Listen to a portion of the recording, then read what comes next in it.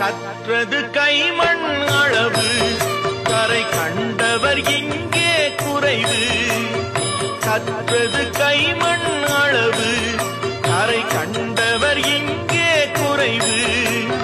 கண்டு அறிந்தவன் ஓர் தலைவன், கண்டு அறிந்தவன் ஓர் தலைவன், யாவும் அருள்வான் நம் இறைவன். இறைவா அன்று கேட்பவன் அரசன் மறந்தால் இன்று கேட்பவன் இறைவன். நடுவில் மனிதன் வாழுகிறான், வீணில் மனம் தடுமாறுகிறான். இறைவா